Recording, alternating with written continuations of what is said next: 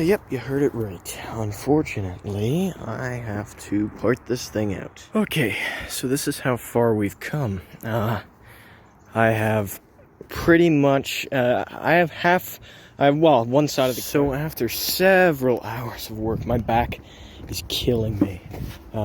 This Crown Victoria is, I think it's done. Oh, let me just unlock this door.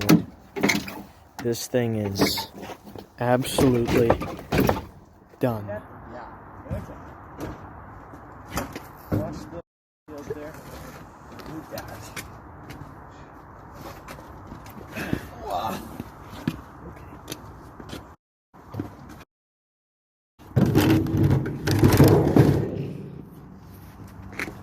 Magical. What's going on, guys? Teen Mechanic here. Just thought I should tell you that what you're about to see is actually a sequence of videos that I've compiled about that green Crown Victoria that I had that actually nobody on this channel knows about unless you saw that update video that I did. Anyway, to sum it up, I bought this Crown Victoria for $800, which was way too much. Maybe I'll release a story in the future, full story. I haven't been uploading enough. I've hit a few snags, so I figured out that, hey, I have all this video. I may as well put it on YouTube.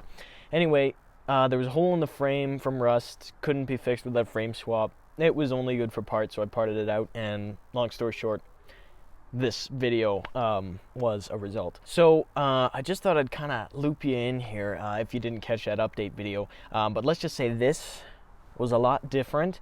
It was also just going into winter, so there was some snow. But anyway, I hope you enjoy it.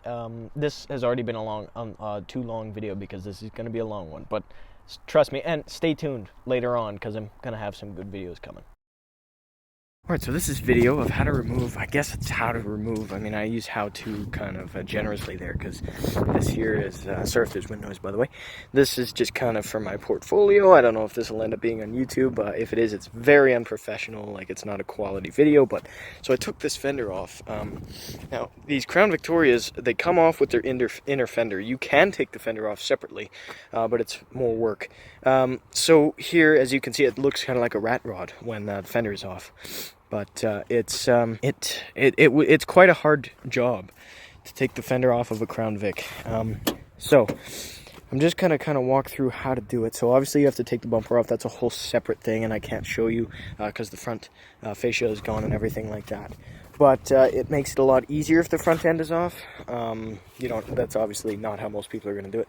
So obviously there's two I'm using what is it actually? So I'm using this is a 5/16. That's what I thought it was. I just want to make sure. So most people actually will use an 8, and you should use an 8 because they're 8mm bolts. But this fits pretty snug, so I'm not afraid to use it. I lost my 8, so I'm using a 5/16. Anyway, so I have the hood off, which makes it also a lot easier.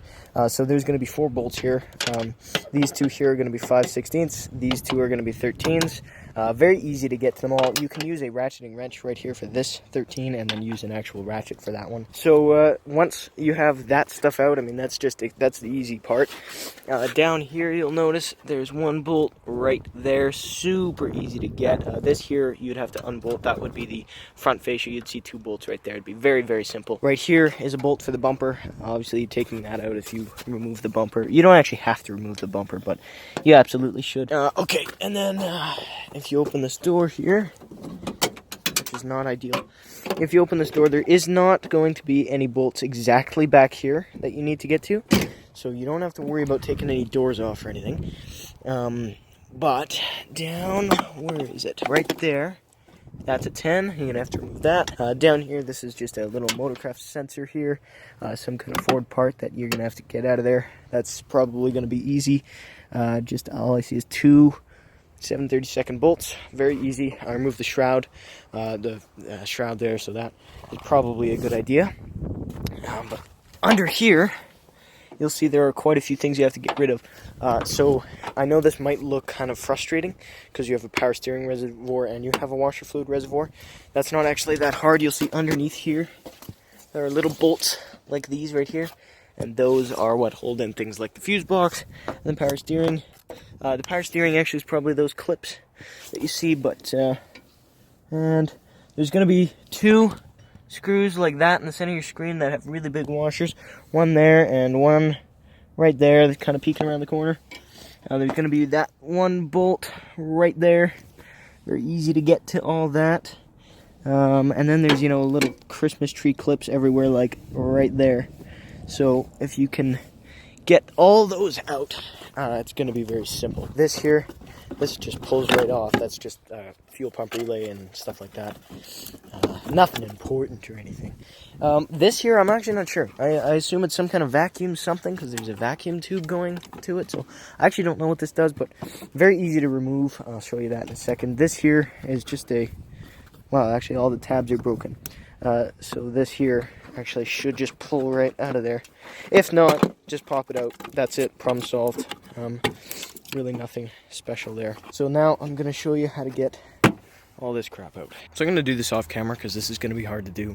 Okay, so this washer fluid here, there's, I don't know, a 10 or a 13 or something. You can figure it out. That's very easy. There's 2 of those right there. That comes right off. Very, very simple.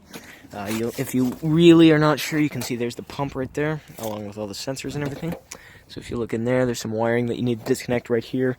This harness is for the corner light. Very simple. There's going to be lots of little things, so I'll show you what I mean here. I highly recommend investing, obviously, in a flathead screwdriver, but also in one of these. This here is just a tool that pops those stupid little clips out. So I'll show you, for example, right here. If you just get it right in behind, right where that stupid pesky clip is, and then it's right there, like you can see right there, right there, and then you just pry, and it pops them right out. And then you can see this whole thing is disconnected. Those stupid Christmas tree single-use clips. This can actually probably save them, and it makes quick work of them. So anyway, this comes out very easily. Power steering reservoir, you can see, is held in by one bolt. You can see that one that's moving. And then those other 2 bolts you see right there and right there hold this thing in. So once you get that out, all that's out, and then we'll go from there. Okay, so this fender here, this power steering, actually, it's worth mentioning these bolts here that hold these not nylon, but these plastic reservoirs in suck, so sometimes you're going to actually have to end up ripping a hole in your liner. But this is completely stripped, everything is off, all the wiring is off. Oh, and on this side here, the hood release cable, which is this, is on this side, so be careful. This wiring harness that you can see right down here is going to need to be pulled off when this fender is about to come off, but this fender liner here is completely stripped. I'm not sure, there's a lot of vacuum things here, so be careful you don't damage anything. I don't care because I'm junking this car, but, just in case. So you need these little tiny 8mm bolts off. This will take the hood hinge off. These 13mm bolts. And then there's probably a couple other little miscellaneous bolts, but that is probably it. It's worth mentioning, I also highly recommend that you invest in some of these ratcheting wrenches. They really make life a lot easier. They're basically just a wrench, but with a little ratcheting end. So you put this on a bolt that's in a very narrow spot, and it just comes off like that. Very, very simple.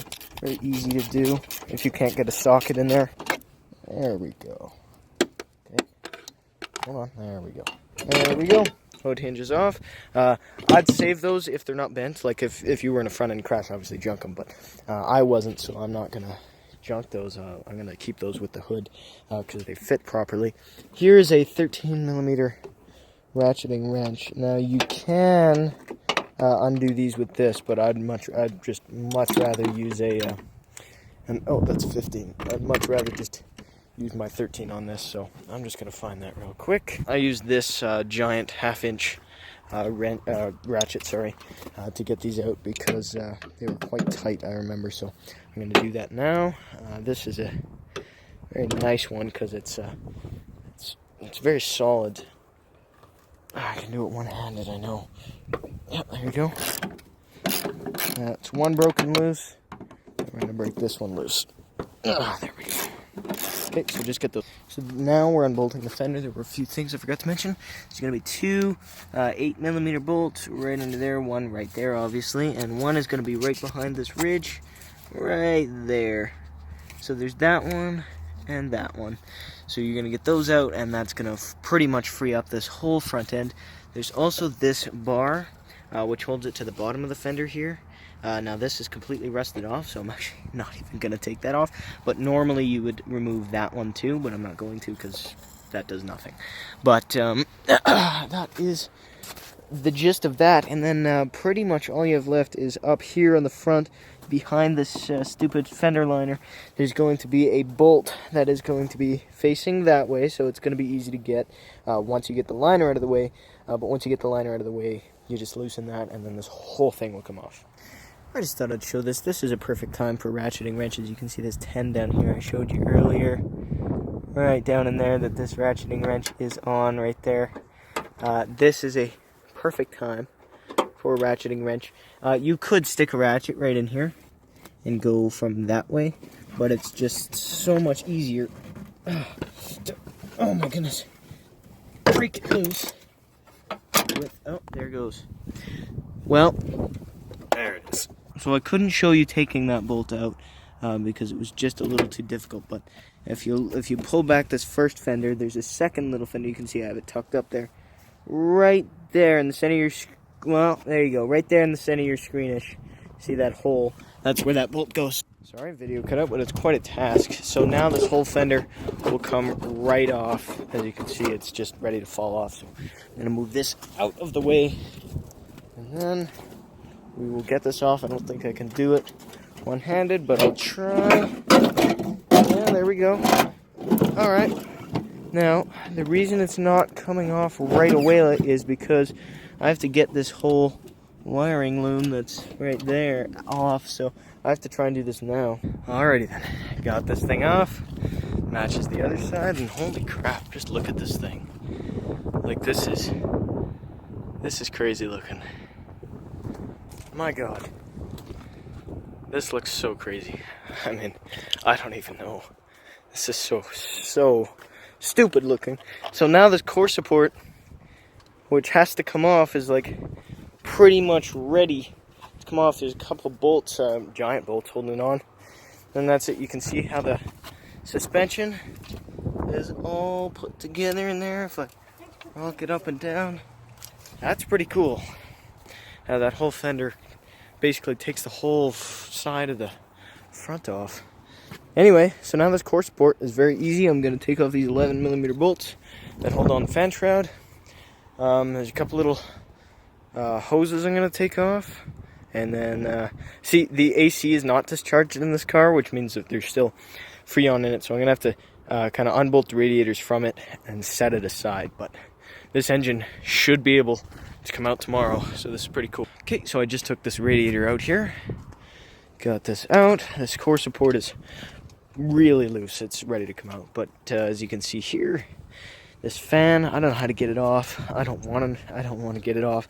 I'm probably going to end up having to, and this looks like I'm going to need something massive, and I don't feel like trying to find one of those. But so this radiator came out. It was actually pretty easy to get out. Actually, I didn't even know I was taking the radiator out until quite a bit later. But I didn't realize that literally all that was holding it in was two 8mm bolts. And that's it. Yes, there were two coolant hoses, the upper and lower radiator hose, and two transmission coolers. I'll show you those. Those were the most annoying because I had to worry about transmission fluid dripping all over the place. But I think I did a good job managing it. So here are the two cooler lines, and that has transmission fluid that goes through the radiator just to keep the transmission cool. This thing looks like it comes out very easily, so we'll figure out how to do this. This is all, I'm figuring out how to do almost all this stuff. So this engine should be easy to get out tomorrow. We'll see. I'm running out of daylight, but this looks so easy. I mean, look, there's that one, that bolt. I bet you those are 18s. So let's check and see. Yes, they are. So those are 18s. So that's going to be super easy. Just get a ratchet on that, get the bolts out, and then I think that is going to be all that's holding it in. The only problem is this condenser here, this other radiator. It's not actually a radiator, it's a condenser, and that is what your AC refrigerant goes through. So here's the evaporator for your air conditioning. So there's actually, like, in a fridge, there's Freon. Same with this air conditioning thing. There's Freon or refrigerant or whatever you want to call it. It's R134A. Anyway, so it goes through these two lines. There's a return and the, you know, et cetera, et cetera. Anyway, so it goes into these fins here. There's one up top, one below. So I can't do that. I can't take that out because it's full of refrigerant, and I can't actually just puncture that and have it cause an environmental hazard. So I have to just leave this attached to the car. The only thing that's frustrating is there is right there is the AC compressor, and I have to find a way to take that off of the engine before I pull it. So I'm gonna have to just let it hang down, and then the engine's gonna come out around it. So the AC system will be completely intact, and the rest of it will be pretty much gone. So I just thought I'd update that. So I'm gonna take out these two 18s, and I'm gonna see what happens there. So that's what I'm gonna do now. I just have to record this. Suddenly, we're in a junkyard that maybe was seen in the show Trailer Park Boys. This looks so terrible, but you know what? To me, it looks awesome, but to other people, I mean, it's just it is terrible. It is absolutely awful. But to me, the reason it looks good is because it's a sign of accomplishment. It shows that I've done this over the course of about 5 hours, and this is insane. Like, the whole core support and everything is off. Radiator condenser's right there because I can't take that off. But I'm actually just about to remove this AC compressor, and I just figured I may as well show it. This is a 10mm bolt right there. You just crack her loose, and look at that. It comes right off. So that is going to remove that from the block, because I can't take that with me because, again, AC. So there's going to be probably two 10mm bolts holding that to the block, maybe 4, maybe 3 actually, 3 to 4. 2 to 4, somewhere in there, and then I'm gonna have that just fall right off the block, and then the engine is actually ready to come out tomorrow. The only thing I have to do is unhook all of the sensors, undo the transmission mount bracket thing. I don't know, you know what I mean. Then undo the engine mounts, and yeah, transmission mount. Then undo the engine mounts tomorrow, and then this whole thing is just gonna lift right out. Very easily. I don't think I'm going to disconnect these spark plug wires. I don't think I need to. Obviously, I need to disconnect the distributors, but yeah. This is going to go pretty well, I think. Well, knock on wood. Hopefully not. Hopefully no complications, but anyway. Oh, look. Good thermostat in there, too. Anyway, I'm going to get that compressor off. Very simple. Okay. Just finished putting everything away. Oh, I got to put the coolant away. But other than that, this is where we're at. This is what we got after that whole day. Holy crap, I'm tired. Anyway, look at this. This engine is ready to come out tomorrow. The air conditioning and the power steering are not coming with it, but that shouldn't be a problem. I guess I should probably drain all the oil first, but anyway, it's good. This thing is about ready to come out. Just a couple of hoses, a couple of electrical connectors, fuel lines is probably the main thing. Other than that, it's ready. So that's pretty cool.